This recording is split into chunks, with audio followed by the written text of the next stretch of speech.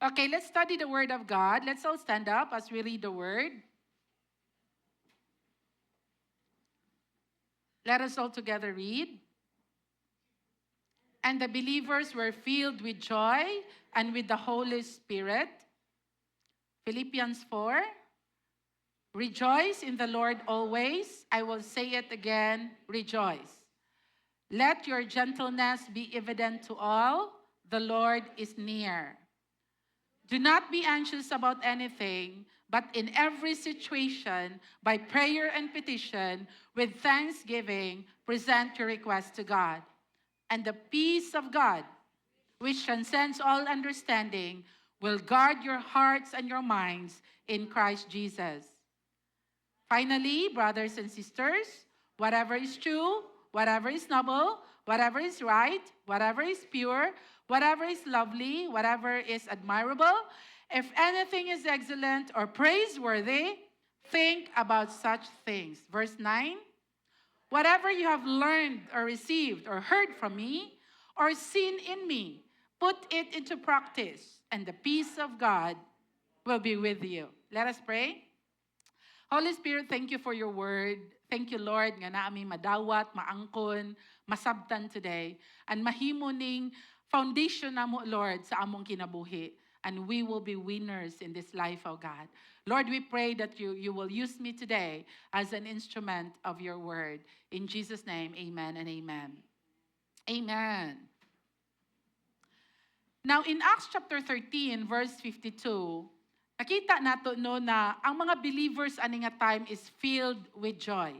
Now, joy is a fruit of the Spirit. We have discussed that in Galatians chapter 5, that the fruit of the Spirit is love, joy, peace, patience, and isa sa bunga sa balaang espiritu is joy. So kung bunga siya or byproduct ang joy, meaning ana, resulta siya sa imong lig-on nga relasyon sa Dios. Tungod kay intimate ka sa Ginoo, mubunga kag joy. Ato na nang gidiscuss previously nga ang joy, dili siya dependent sa panghitabo. Gisapot ka, nasuko ka, nasakitan ka, na-disappoint ka, gilibak ka, gibetray ka. Kini nga mga panghitabo, naa kay sakit. Independent ang joy, ana. Bisan unsa imong circumstances, you choose to have joy. Joy is not just an emotional condition, but rather it is rooted in your pag-ila kung kinsa si Lord sa imong life. Masuko ka, saputon ka, dili ka okay. After ana, you forgive, you let go, you breathe, and then you choose to have joy again. Lord, I will keep my joy. Our topic today is protecting your joy from joy robbers. Kasabot na ta unsa ning joy. Kasabot na ta unsay impact ani sa atong kinabuhi nga naa sa presensya sa Dios ang tinuod nga joy, naatay kadangpanan, naatay kadaganan, refuge nato atong Ginoo, mo nang natay joy. And akong topic karon is unsaon nimo para i-protect imong joy. There are 3 joy robbers. Number 1 is worry. Number 2 is wrong thinking. And number 3 is covetousness. Covetousness is wanting for more. No, so these 3 joy robbers is mao ni siya ang kanunay nga bantayan nato. No, so number 1 is worry. Slide number 9. Worry by definition is a divided mind. Unsay giingon sa book of James? Nangayo ka, nagampo ka, pero nganong dili man ka makadawat, you do not receive because divided imong mind. Igsuon ang Yahweh para sa tubag sa imong mga pag-ampo is someone that is rooted in Christ and joyful in Christ. Kabantay mo, ang tubag sa imong mga pag-ampo, nahimo siyang rooted kung dili divided imong mind. Unya, ang divided nga mind, worry man day na. Mao day nang walay tubag imong pag-ampo, kay sige kag kabalaka. Do you get me?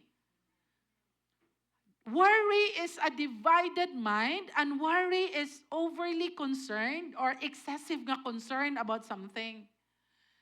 It's okay to be concerned. It's okay to be concerned na unsa imong anak, maunsa imong health. It's okay to be concerned sa imong future. but do not make it excessive. Kana bitang dili nakakatulog.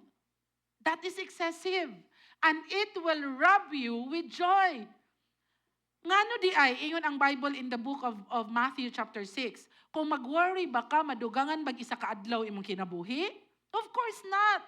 And you have to understand this. No, like atong mga anak, I'm speaking about children a while ago or youth a while ago, because there are so many things nga, pwede ta mabalaka maunsa atong mga anak. No, my children are teenagers right now, and they're so exposed with so many. They're exposed to pornography. They are exposed to bad influence of social media. They're faced with mga friends that would influence them with kining concept about kining concept. And when I talk to them, action jud kabalaka akong heart. Kay as parents, we wanted to just protect our children from all of this, but we cannot.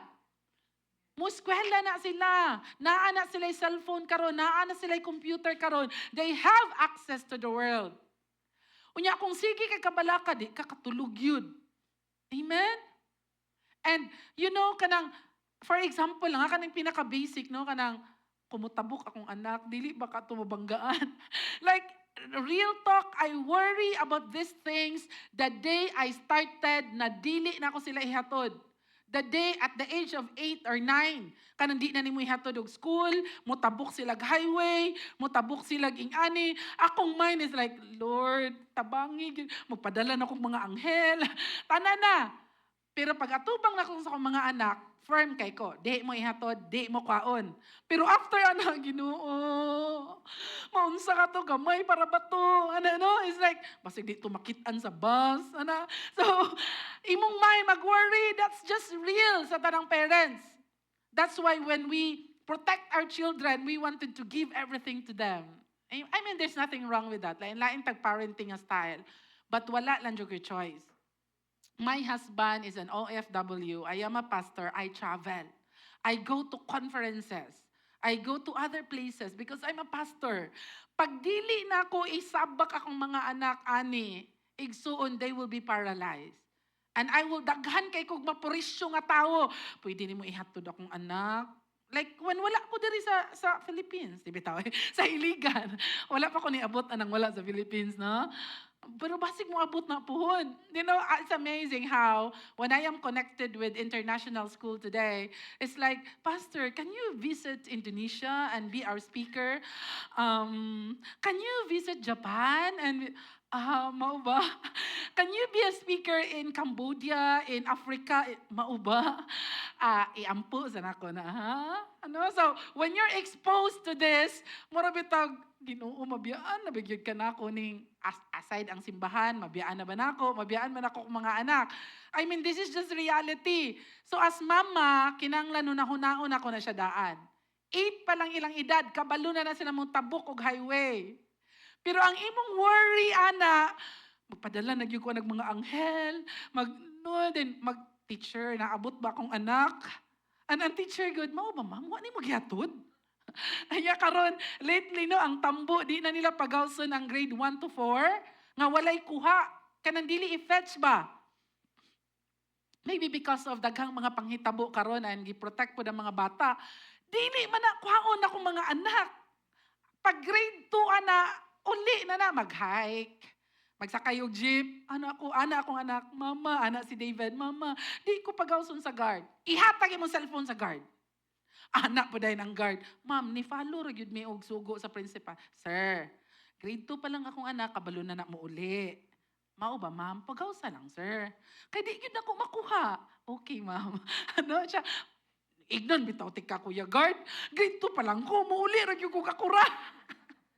Ana ang guard, na madunggan ako, ana ang guard. Okay, ma'am ha, basta kay nisugot ka. Sir, kabalo, ginamuli. Di yun na makidnap akong anak, sir. Di lagi gyud. Lagi ma'am ha. Siguro biya gyud ma'am. Lagi sir, pauli sir. Di gyud ako na makuha ron sir. Na ako'y klase. Siya okay. No, so things like that worries us. And it's normal, we're parents, and there are a lot of things that we worry about. Okay man ang concern ka, but ayaw nang excessive. Ingna imong tapad pag repent na. kabalakon kaayo. No? Kana, ni duty akong bana, basig na ito lang, babae dito. Ana, no? Makaguba, yun nagkaminyoon, nagsuon. Ing ana, rabata. Mga babae, akong bana, no, kung ano, wa naman text, wa naman basig na nato'y lain. Hala, uy, kanong naalagi nagpost. Tapad lagi akong bana. Uy, basig ko, excessive ka ita. No? So, it's really something kanang, okay, ma-worry ta, pero ayaw yun ang excessive. Ayaw po nang wala na po kay pakialam. Meaning, kalmahi lang. Hindi mong tapad, kalmahi lang. Kalma lang igsoon. Kay nga no, makawatan dyan kag joy. Mura naka-joyful ba? Kay sige na yung kag kabalaka. And it's not the will of God. Let's read. In our key text in Philippians chapter 4, it's a command. Do not worry about anything. Nya, pastora, mag-worry mangyug ko. It's a command, and you have to obey that command. Nabitaw, no? Dili man day ko Ginoo. Kung nahigugma kog ayo sa akong mga anak, naamay Dios amahan nga mas nahigugma nila. Usahay we forget that. Kung nahigugma kog ayo sa akong bana, and I'm very concerned sa akong bana, kung masala ba siya, maunsa ba siya, masipyat ba siya, na ay Ginoo nga loved him so much that would help him nga magtinarong pud siya. Iyang relationship sa Ginoo. So many times we wanted to be in control. Ako ni, kini dapat. Naa may Ginoo. And dili po ka Ginoo. Amen? So, take that away from your heart kanang grabe ka excessive nga worry. Nga duphanan nimo tanan, mura na kag manluluwas sa imong pamilya, manluluwas sa imong sa tanan. Kay ikaw na gyud, ikaw na tanan. Igsuon, you are losing it, your imong joy wala na, matingala na ka, kapoy naman kay mag-serve sa Ginoo Wala na jud kay kalipay. Ngano man, because imo namang gipas-an tanan nga dili dapat imua. Ingnay mong tapad pag-repent na gyud. Amen? Kanang dili nakamalipay ba? Kay feeling nimo nakasalalay sa imo tanan. Nalimot ka nga naay Ginoo Imong mama naay Ginoo nagatiman niya, imong papa naay Ginoo nagatiman niya, imong mga igsuon, imong pamilya naay Ginoo nga mas nahigugma niya compared nimo. You keep and protect your joy. Ayaw sugot na di na kamalipay. Mura na bitaw kag, sige na mo kung kabalaka sa kuan good, kini tanan, di man ka Ginoo. Can I hear an amen? No, so excessive nga concern. Ingon ang Bible, no? Command niya ayaw pag-worry. Unsa may ipuli nimo sa worry? You pray. Lord, ako ni isang at nimo. Lord, kini Lord na concern, ako ni ihatag nimo. Lord, grabe akong giagian ron, ako ning surrender na ako ni nimo. You pray. And then, unsa ingon sa Bible? Learn to thank God. When you learn to thank God sa problema, you thank God sa mga nakastress nimo, you thank God sa sickness, you thank God sa issues that you're facing today, it turn na sa Ginoo into joy. I remember in 2021 when I was diagnosed with a gallbladder nga naghubag na and na-stone sa akong gallbladder and kinahanglan ko operahan and I need 250,000 and we don't have money at that time. It's pandemic, nag-build big balay, zero among finances, wala gyud. And I need 250,000. Aside sa daily nimo nga need sa hospital, food nimo sa hospital, kami ni Dale ato na stuck mi sa hospital for 11 days. And that is very expensive. And I started to worry. Di na ko katulog. Mga 2 days, dili ko katulog. Sige ko kabalaka, sige ko hilak. Ingon si Dale, ate, kung magsigi kaging ana ate, dili pa lang ka maoperahan, mamatay na ka. Because ingon ang doktor, pag visit sa doktor, ingon siya, taas na kay kag BP. Kung dili ni mo baba imong BP, dili na magpatuhog tambal akong BP gyud. Kay wa naman ko tulog-tulog, then grabe akong worry, grabe akong anxiety. Ako mangitag kwarta, kanang basin mamatay na ko, kay kanang operahan bitaw ka bago na sa imo, mura kag makamata pa ba ko, ako mga anak gagmay pa, basta daghan na kay nagdagan sa akong mind. Dale, kung mamatay ko Dale, kanang si Shane, mauni, si Gab mo, naunsa man ka ati, uy, magana-ana na dyan ko, Dale, kung mamatay ganay ko dito sa operating room Dale, ang church Dale ha, ang church Dale, ko Dale, ilista tanan Dale, bitch, ako'y dili ko, mabuhi ka. No? So, mo dyan na atong thinking, no? And it's really real. Sayon ra kay iingon na, do not worry. Sayon ra kay iingon nga, be joyful. But kung naa ka sa lisod na sitwasyon, pertig yung lisura igsoon, perting paita. But ingon ang Bible, rejoice in the Lord always. Ingon ang doctor, ma'am, kung dili magbaba imong BP, mag-cardiac arrest ka, pwede ka mamatay. And then I have to make that decision. And the key para mahimong ma-overcome nako to nga sitwasyon igsoon is to thank God. Dale and I prayed, and I said, Lord, thank you for this sickness. Lord, thank you nga na-diagnose ko early, nga dili emergency akong operation, dili bitaw siya murag last minute, pwede pa nila ipan-neutralize akong lawas, kulang kog vitamin K, kay kung emergency to siya nga operation, kanang imong gallbladder kay lala na gyud ba din, emergency, dili lang 250 akong needed, ma-double na siya, ingana ang emergency. Kay my body lacks vitamin K and needed siya, nai-inject nga vitamin K. Lord, thank you nga na-diagnose ko early. Lord, thank you nga after ani matangtang akong gallbladder, dili na ko magmili og pagkaon. You know, kung nakay issues with gallbladder, grabe. Mukaon lang ka, magsakit na imong tiyan or magsuka ka, basta grabe kaayo siya ka-struggle.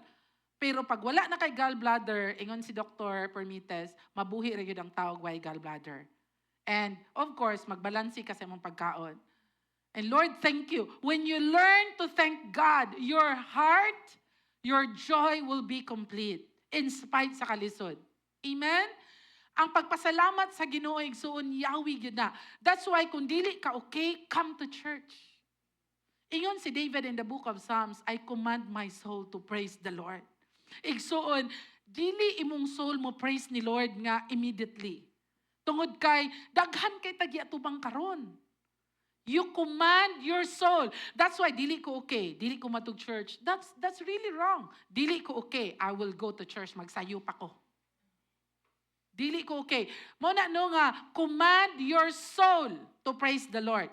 So, thanksgiving igsoon is the key. In Matthew chapter 6, si Jesus, ingon siya, therefore, unsay instruction ni Jesus? Ayaw you worry. Ayaw worry about sa imong life. Unsay kauno nimo, unsay suoto nimo. Ayaw you worry ba? Sagara na to gikabalak-an ron no, kwarta man gyud. Amen? Ingon si Jesus Christ, ayaw worry. Kung kugihan ka, kung nagtrabaho ka, kung kuan ka kanang gibuhat po nimo imong best, dili ka tapulan, you will really have naa na provision sa imong needs. Amen? Ayaw worry sa mga future. Let future worry itself. In verse 34, slide 13. Let tomorrow worry itself. Usahay mag-worry na kaita with something na, for example, maka-eskwela ba kag-college akong mga anak, na ba kami kwarta ani ini college niya. No, worried na tagayo, overly concerned. One of the things nga challenging sa amo, pagsiman imong bana, dili na sila pariha o government ka nagtrabaho nga na kay retirement. They don't have that retirement monthly. Aside silang SSS, which is very gamay ra. Kung siman imong bana, wala na siya kasiguraduhan, contract na, by contract. Meaning, kung nagdaot siya, na siya sakit, dili siya kasakay og trabaho, di siya kasakay og barko. Contractual ang siman. So kung mag-aberya imong health, di ka kasakay. Pag retire nimo, dili ing anak kadako ang retirement na imong kwaon. Dili siya pareho sa government na the same sa imong sweldo monthly. Dili ing ana ang siman. That's the very reason why pastor po ko, tungod kay pastor ko, unstable og income ang pastor. Dili mi kanang sigurado jud ka sa imong income, dili ing ana ang pagpamastor. Ang pamastor gyud kinahanglan nimo matun-an na kung gusto ka madato og ayo pag negosyante, ayaw pagpamastor. Ang pagpamastor masabtan nimo, i-provide ni Lord imong needs, i-bless niya imong family, madato man ka or dili, you're okay with that. Dili na mo'y goal sa pagpamastor, ang madato. No, it's not. It's really serving the Lord. And the Lord promises, i-provide niya imong needs. Now, tungod sa condition nako ug sa kong bana, ing anak ka unstable among finances, I have to train my children well. Meaning, intentionally, pag grade 1 pa lang nila, excellent na gyud. Excellent ang grado, excellent ang ilang mindset. Why? Because kung walay trabaho ilang papa, they will be scholars in MSU IIT. They can still be in college. Meaning, sa akong mind ug sa akong heart, intentional ang training, ang hard life nga giagian sa akong mga anak. Ang giagian sa akong mga anak igsuon is a very hard life. And I choose that as parent. Ngano man, kita sa atong generation, hard ketong life giagian, right? And we're successful today. Now that we're successful, we wanted to pass on an easy life to our children. Imagine what kind of life they will have when they grow up. They're growing up an easy life. Meaning nga na, pag dagko nila, pag muagi sila grabe nga problema, dili na nila kayanon. Mo-break sila. Nga naman, wala nato sila gitrain growing up. Because we wanted to shield them. We wanted to protect them. Can I hear an amen? Wala na nato, giusab nato atong style of parenting, kay lagi, ing anion na ning mga bata ron. I don't really agree with that. Lain-lain tag pamilya, lain-lain tag style of parenting, pero igsuon, depende gyud na sa, siguro stable kayo inyong finances na okay ra gyud ing ana ang training sa inyong mga anak. But with me, we're very unstable. I'm a pastor, pwede moabot ang adlaw na manirado ang church, I don't know, pwede ko walay income. I mean, it is possible. Pwede ko one day, maingon si Lord, you go, travel, be a missionary somewhere, i-change na ko ang dagan sa imong kinabuhi, and all I could say is, yes, Lord. Kinsa man ko maingon nga, dili ko, Lord. I mean, I'm a servant of God. I'm not a servant of this church. I'm a servant of God. When God would say, okay, humana imong season 3 and you go somewhere, Like for example, Pastor Rabami would go to the US. Pwede ko biyaan o partner in the ministry. That is possible. And I would say, pwede ba kumingon, ayaw, diri ra gyud ta? No, go. Build a church in LA. Ay, gani? Vegas di ay. Sayop di ay, di LA. Las Vegas di. Puro man good Los Angeles, Las Vegas, no? Las Vegas di ay. And that's just the reality of ministry. Walay stability. Dili ka pwede mo ingon na, sure, nagyuning income diri. Negosyo, ang negosyo po, wala po na stability. Pwede ka naa karon, pwede sunod, mabankrupt ka. I mean, everything in life is fleeting. Pero lang yun, pag employment, naa lang yun na security. Muna siya ang murag pinaka, naa siya security sa future ba? No? So sa employment man God, it is also wise kay mo increase imong position, increase imong income, nya na kay business on the side, is really a good plan. So, worry is something igsuon na tomorrow nabalaka na ko unsa ugma, mabalaka ko sa akong mga anak. Train our children today. Amen? Nga kanang they would be admitted in MSU IIT para walay bayad. Kanang planuhon na to igsuon. Dili pwede nang ay, okay lang. Sige lang, good. Di na gyud ta mag-worry. Sayo po na, no? Kana bitang dili lang po ka mag-worry. Nya, wala ra po kay buhaton. Ekso na, tawag ana, tapulan. Amen? Kining kung naa kay gikabalak-an, imo ang i-train today. I mean, nag-worry kog mauni. Buhata karon. Planuha karon. Plastara karon. Para ang imong gikabalak-an, maplastar ugma. Sa ato man good, no, we worry about tomorrow. Unya karon, sige ra tag Facebook. Sige ra tag TikTok, sige ra tag social media. Unya worry kunuhay kay ka. Unya wa kay gibuhat sa posible nga mahitabo nga imong gikabalak-an. Can I hear an amen? Now, Do not worry about tomorrow, but that doesn't mean wala kay buhaton in preparation for tomorrow. Mao man gud ang sige tagka-worry, kay wala na to giandam ang tomorrow. I would always tell this to my children, because you're top 10 students, di na dyan kumabala ka sa inyong college. Basta di lang mo magtinapulan. Makagraduate gid mo. Dili kinahanglan top 1. Basta top 3 lang. Ana. O ana gyud ko. Di man sila ganan magtuon. Okay ra nang di mo magtuon nak. Basta natulog mo sakto para pagtudlo ni teacher, dili ka gaduka. Kanay mong tapad na gaduka ron. Ingna nga gaduka na ka mata. Ay hapit na tamahuman. Amen. Mao ra gyud na. Dili pwede magbilar. You know, these children when they're in high school or you're in IDS, you know, there are a lot of requirements. A lot. Nya, magbilar, I would say no. You sleep at 10. Sleep at 10:30. Nganong magbilar man ka, nga naa man kay lunch break, naa kay human alas 5, taman alas 10, nya magbilar ka, you tell me di mo mahuman mo ang buhaton? But, meaning ana, ga cellphone ka, ga computer ka. Ayaw pagbilar. It's a no sa amoa. Kung bilar ang bata, inig klase, matulog na, di na kasabot. Ako mga anak, dili magtuon. Nganong di man sila magtuon, may sila mama, nakasabot naman mi sa klase. Ma, kung magtuon pa ko, matapuan ko. Okay raman kag di matapuan. Okay ra na kung dili matapuan. O di nga nang magtuon pa man, kasabot lagi ko sa klase. Okay, very good. So, dili, no? Muna nga, salamat sa genes sa kumbana. Pero ang ka-bright, 70% sa mama, daw. Ingon akong bana, pasalamat ka sa 30% na gikan ako. Pasalamat, kung 70% gikan ni mo nga genes, pasalamat ka sa 30% gikan ako. Mo ba? Salamat, ha? Ikaw akong nabana. Amen? So, I mean, preparation for the future, igsoon. Mo nang sige kag-worry, kay wa ka nag-prepare today. Amen? Prepare. Prepare for your children. Prepare for your future. Ingon-ingon ako ang mga anak mga, anong galisod-lisod makag-eskwela karon nga tigulang naman ka, eskwela pa kagbalik. Galisod-lisod yung kasi mong kinabuhi. And I always tell them, anak, this is for you. When I would finish masteral or probably have a degree in PhD, we can build a school.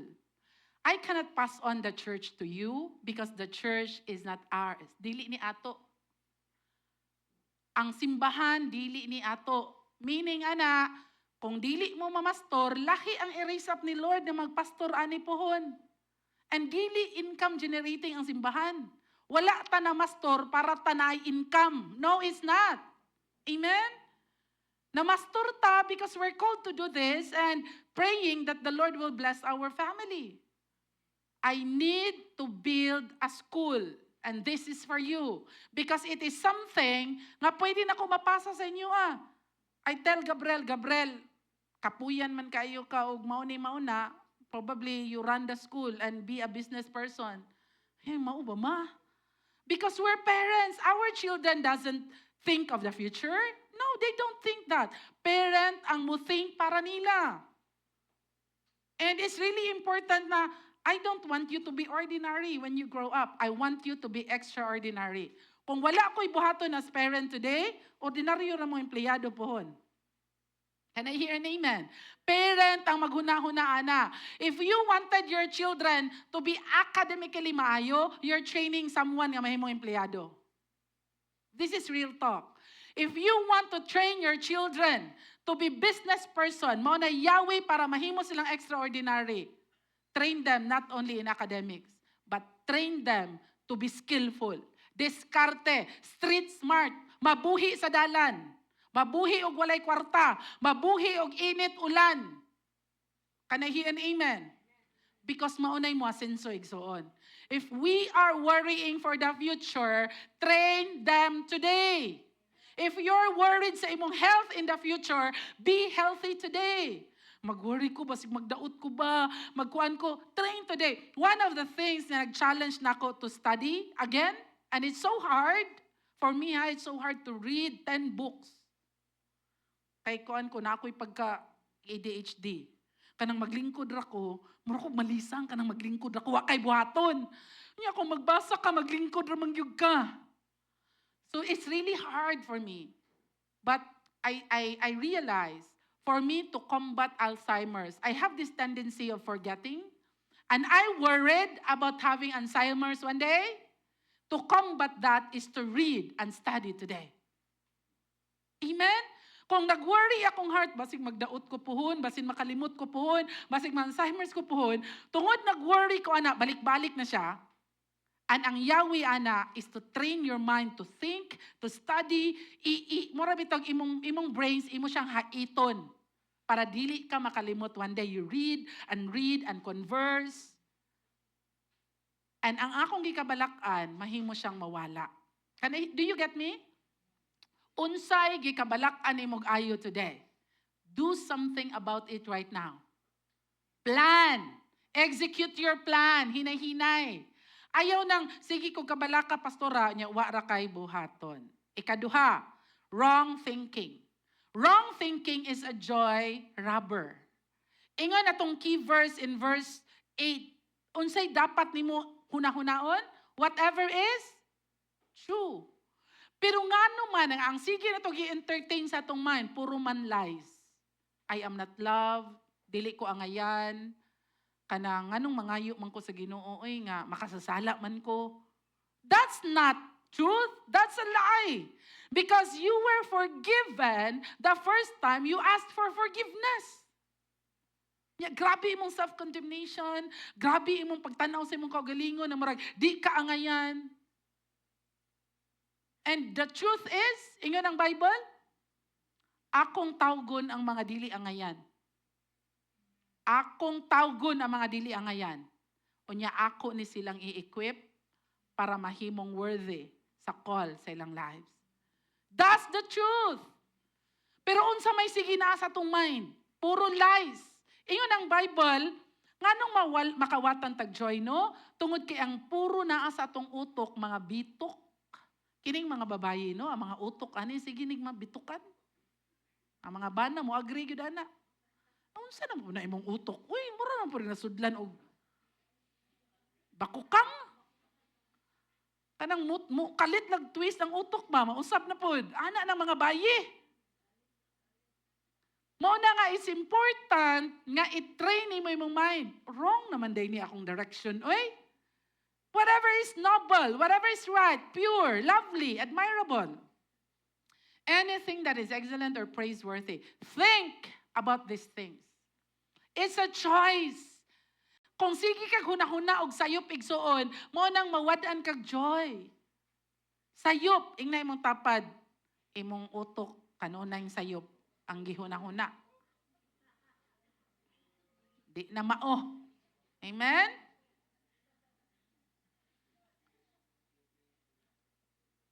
In 2 Corinthians chapter 10, verse 3 to 6, your mind is in a battle. You're in a warfare. Sige hunghong ang yawa darag lies. Kung dili nimo ni ma-learn nga verse, igsuon pildi ka kanunay.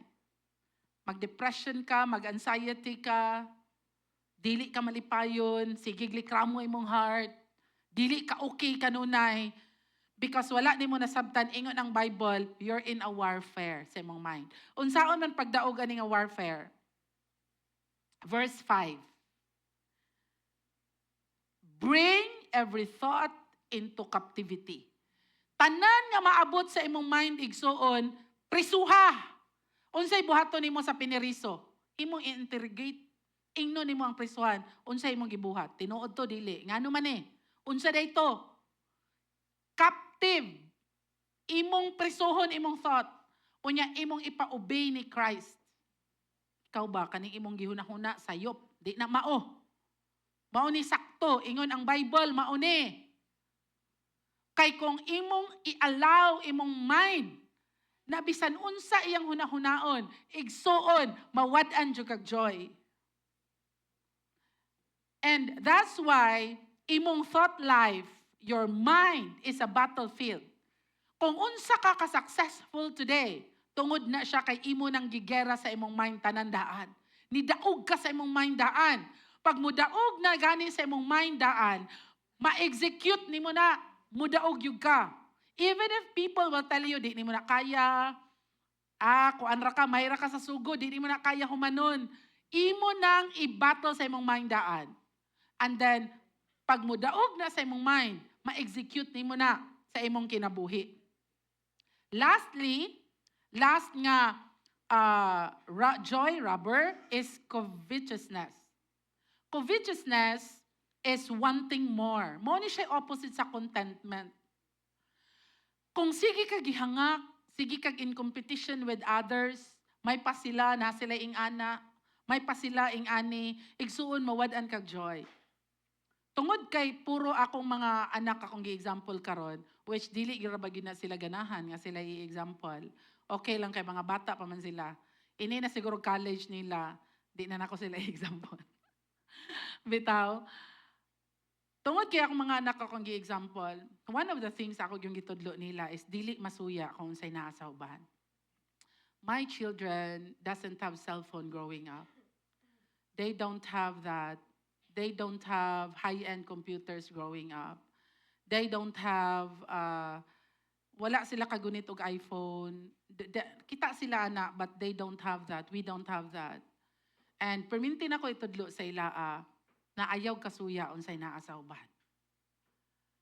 And every cell phone that they have is a pass on. For example, ilang cellphone na nakakaroon is mga 6 years ago na nga mga cellphone. Nga mga wala po na mo gipalit. Kana ra bitong ihatag sa Globe. 2 years ni mo ikuan. We don't buy phone. And ipass on naman na sa ila pag mailisa na po sa Globe after 2 years. And they really like their phone so much. They're very excited nga sila na'y tagaan na nga cellphone. Bahalag karaan na kay na basta mo andar. And it is something that I want to teach them. Na dili ka mo want og more. Tungod kay kung ma-teach man gud nimo na sa ilaa. You know, they have classmates who have very mahal na mga phone. And because bata sila, they would say, "Mama, dili gyud ta ka-afford." And this is common to all of us. Mama, di gyud ta ka-afford. Nganong wala mo koy ing-ana nga cellphone, sama sa ilang cellphone. And I will always tell them, anak, bisan pag 5 ka cellphone, ka-afford imong papa. Dili ako, imong papa. Bisan pag 5 ka cellphone, anak, ka-afford imong papa. Pero kay bata pa man ka, nganong mag-cellphone man kag mahal? Unyag, marintanin mo na. Nya, imong papa walay tulog-tulog sa barko. Nya, nalimtan nimo. Bata, they're young. Nalimtan nimo sa bangko, nalimtan nimo sa asa. No. Dili na question nga dili ta ka-afford. Dili pa ka angayan. Wala gad ko'y mahal nga cellphone, ikaw pa. Amen, bitaw eh. So, covetousness, igsoon, itudlo gyud siya sa simbahan o sa balay. Kanang dili ka masuya unsay naa sa uban. Dili ka masuya unsay may pa siya. Ala ako pud. Unya hangak na kay ka, gikapoy na kay ka para lang naapog kay ingana. Atong kasing-kasing igsuon, bantayan nato. Kay nganong wala tay kalipay, nganong wala tay joy, kay sige tagtanaw unsay naa sa uban. Kabalo mo, if you wanted to be in competition, be a competitor to your own self. Be a better individual every day. Ing ani ko karon, I have to be better next month. Ing ani ko karon, be in competition with yourself, not with others. Amen? Now, covetousness, kawatan kay nag-joy igsuon. Mao na nga bantayan nato. Covetousness is not last slide. It is not automatic. Contentment is not automatic. Contentment is not focusing on what you don't have. Contentment is not laziness. Kana bitang makontento ra gud kag unsay naa. Ayaw na gud pangandoy. Ang tinuod na igsuon, tapulan ra gyud ka. Kay kung maningkamot kag ayo, you can. You can accomplish this and accomplish that. But because we are lazy, abi na to, contentment na. Ang pagkatapulan or complacency or sige kag likramo, sa maniuy, lisod maniuy, kapoy maniuy, Unsa may dili lisod karon. You choose your heart. Lisod ang walay kaunon. Lisod pud ang lami imong kaunon. If you wanted to eat whatever you want to eat nga lami, you work hard for it. Perminti ko mayon sa kuang mga anak. Inyong papa straight 3 days dili matulog. Ing ana ang chief mate. Mao ba mama? Unya kamo diri, perting hagok-hagok. Panarbaho mo. Okay. Dili pwede. We have a share sa tanan. You choose your hard. Hard nga wala kay kaunon, o hard nga gabilar ka, kay you need to work, you need to study, and less imong sleep. You choose your hard. Can I hear an amen? Contentment is not laziness. Contentment is not having all you want. Contentment is not focus on self. Rather, contentment is learned. You choose to be contented. Ingon si Paul no, sa Book of Philippians, I learned to be content kung naa ko'y kaunon or wala ko'y kaunon. Kung wala ko'y suoton or naa ko'y suoton. Kung gitugnaw ko ayo or I am well comforted. Kung naa ko'y tulugan or wala ko'y tulugan, I learned to be content. Kung naa ko'y kwarta or wala ko'y kwarta, I learned to be content. Contentment is learned. Nya sulayan ta ana, what if walang wala? Adi na ko magmalipayon, oy kay wala. Joy is something that you protect from covetousness. Kung naa maayo, kung wala, you choose to have joy as well. Amen? Contentment is appreciating what you have, being grateful. Contentment is independent of circumstances, and contentment is Christ-centered. Joy is a byproduct of your intimacy with God. Joy is resulta siya tungod kay kaila kag Dios. Amen? Let's all stand up.